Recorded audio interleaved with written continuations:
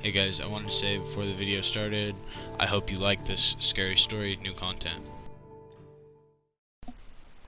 She gets a little bit closer to me every day.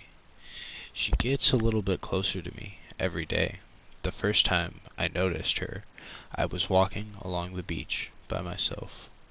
The shoreline was deserted with an explosion of me and her. I could see her meandering behind me, about half a mile or so. Her black dress, messy black hair, blowing in the wind. I thought nothing of it at the time and carried on, living my life, not knowing what was inching its way towards me with each passing moment. I didn't notice her for months. The next time I saw her was in a Walmart parking lot. It was late, around 11 o'clock or so, and I walked out of the store into the empty, oversized parking lot, bag of groceries in my hand. There weren't too many cars left in the parking lot this night, and the ones that were all lined up in a spot closest to the store's entrance. She stood by herself in the back of the parking lot, under one of the light bulbs. It was probably the strangest thing I've seen. Probably around like 1,500, 200 yards from me. She stood still, far too still to make out a face of this girl, but something about that black dress, hair that was black, gave her a sense of déjà vu. I don't think I made the connection with the girl on the beach at that moment. It was energy, nonetheless. I thought her. I thought about her more. I started noticing her more and more and more. Every time I had parked in a large parking lot, like Walmart or a movie theater, I could find her peeking at me from afar over the tops or parked cars standing under trees near the parking lots, the same black dress and messy hair. Eventually, I started seeing her on my street. I'd peek out my window at night and see her partly obscured by the shadows behind my neighbor's house, or I would see her in the tree lines of my own backyard. I called the police once on her. I told them someone was hiding in the woods behind my house, and I wanted them to come check it out. I watched the police search the area while she stood in place, motionless, staring straight at me. The police walked in circles around her. I could have sworn they even brushed up against her a few times, but I noticed the two officers looking at her, and then they walked up to me, told me they saw nothing. They didn't even find any footprints. I told them, I swear I'm not crazy. I swear I'm not. They said it was all right. It was all in my head. It was all in my head then. Right? Right?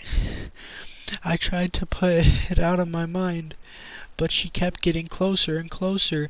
I'd be eating in a restaurant with friends, only to see her standing by a bus stop across the street. I'd take my dog on a walk, and I'd see her looking at me through the windows of my neighbors' houses as I walked past, closer and closer and closer. When she was only about 40, 50 feet away, I could make out her facial expression. A small bit of mascara running down her cheek was wearing a fresh smile. I could comprehend it. I couldn't comprehend it. Something, something about just something about it made me think it was a happy, almost gleeful face. I swear I'm not crazy. Maybe the tears were tears of joy? Something I think it was something I think it was the face of someone who I had lost, a loved one, but I was remembering the good times they had together. All the good times they had together. When I was in a bad mood, I when I was in a bad mood, I would always see them, but I interpreted it as a face of a complete mental break. For 3 nights she was pressed up against windows of my house, watching me as I cooked, cleaned, watched TV. I couldn't sleep. I turned off the lights, and the street lights would cast her shadow across my room in the larger than life proportions. I tried to speak with her. I asked questions, I made demands, I begged, I pleaded to tears, but she wouldn't answer me. She never made a sound, she never moved, she never blinked. All she did was sit there and stare at me through windows. She'd always get closer and closer. I took time off work. I wasn't sleeping, eating. I spent all my time. I had placed. I spent all my time. I pacing my living room, screaming at the girl in the window, or crying, thinking about how I had completely lost it. I may have completely lost it. How? Everything I had worked so hard to build in this life, I had come across to a screeching halt due to a few bad neurons or chemical imbalances. Just a few. As much as I tried to convince myself it really was all in my head, there was a feeling I couldn't shake. It was all just so real. I mean, of course it did. My brain would be telling me it's real. Just as crazy person with hallucinations believe their visions to be there. Something about this girl I just can't explain. Like, I had known she would be showing up, and I should have had her arrival marked on my calendar or something. I can't explain it. I had to get some air. So I grabbed my dog, took her out for a walk. It wasn't the longest walk of my dog's life. We walked for a few hours and adventured miles from home, but we never managed to escape the woman who had been watching us. She peeked at us from behind our neighbor's fence. We watched from behind the trees of local parks. I even saw her staring at us from the back seat of a few cars that drove by us, but we kept walking. Out here, I felt less restricted, like I had options if I needed to run.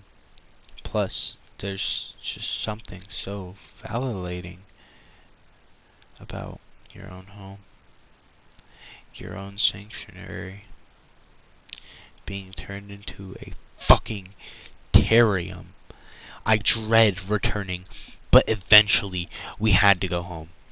The walk we had taken was turning quickly into animal abuse. My dog needed water and to rest her legs whenever I got into was my fault, not hers. When I got back to my house, my plan was to just ignore the creepy girl with her face pressed up against my back window. I exhaustedly had slept in days. I just watched. I just watched. I just wanted to have a glass of water, shower, and go to bed. I accomplished my first two steps easily, but I stumbled on the third. I couldn't resist a peek. I had to have another look at this girl. It's something you can't ignore. If you were swimming in the ocean and someone yelled shark, would you not look for the shark? I peered around the corner of the hallway, looked at the big back window where she held sentry the past few nights. She was gone. When you're swimming in the ocean and someone yells shark, it's so much scarier when you can't see it. My mouth instinctively went dry. I flipped on the floodlights that illuminated my backyard. Nothing. I ran through the darkness.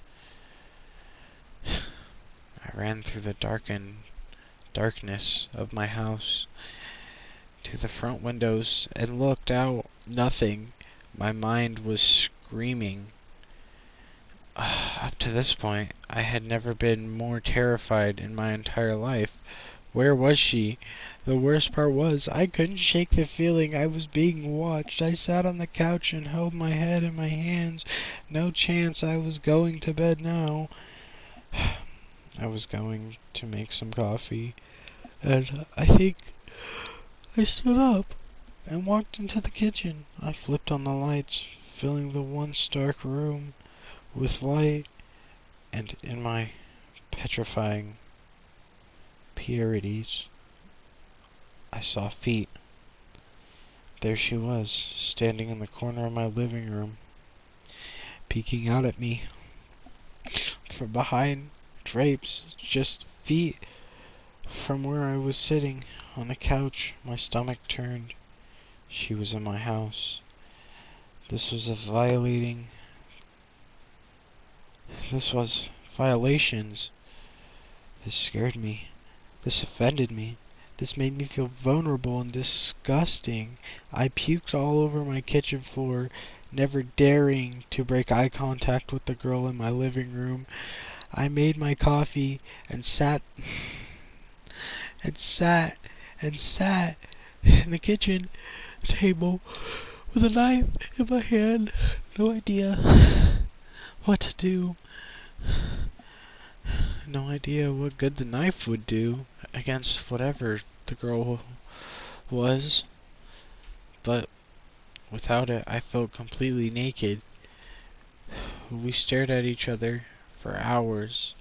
I threw things at her, but they all just seemed to pass through her. I had to do something. I was going to do what I needed to do, but what was I going to do?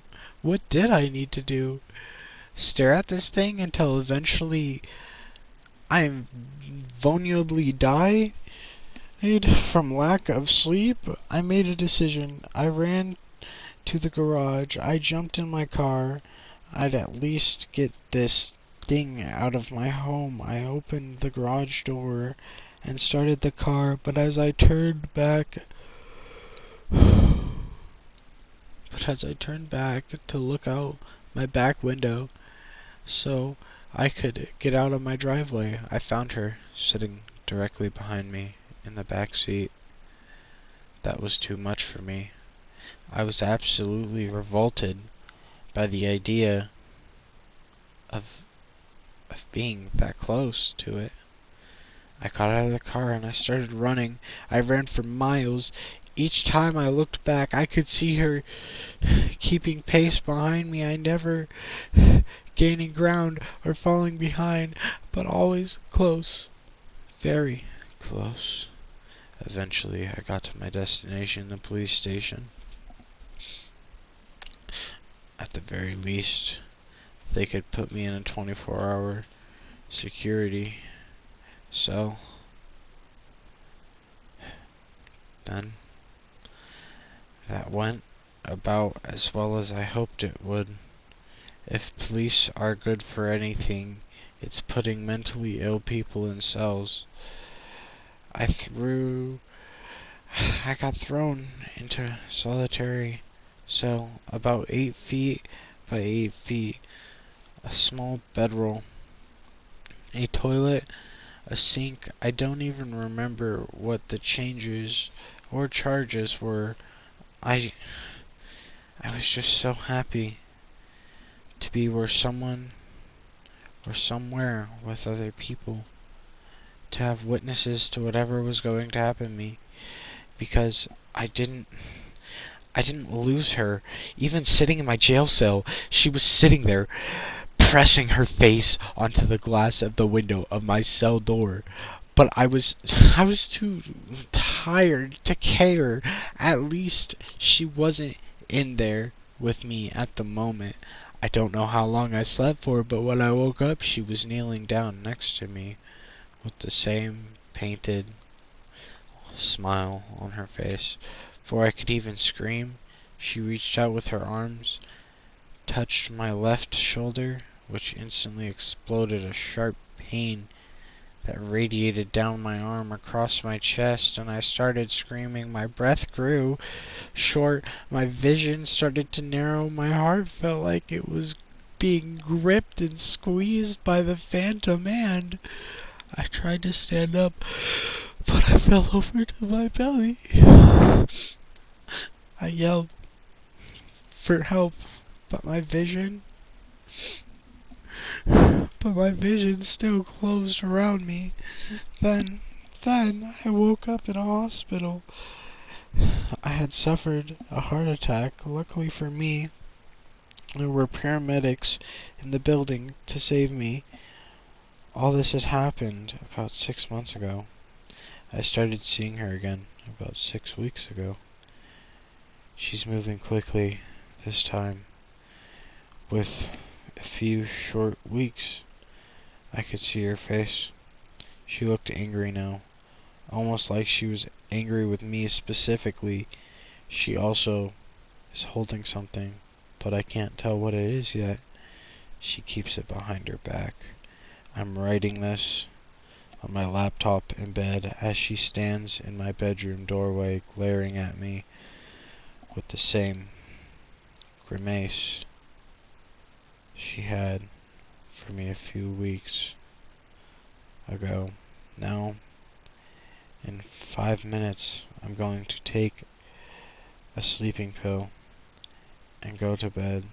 I expect she'll stand at my bedside.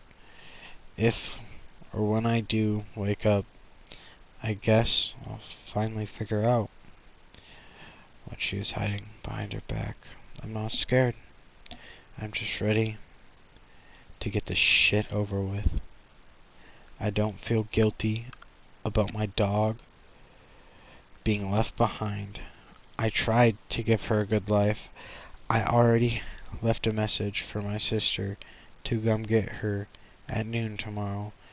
She had a key, and I hoped I'm going to get there to greet her, but only this time I won't know. No one will know.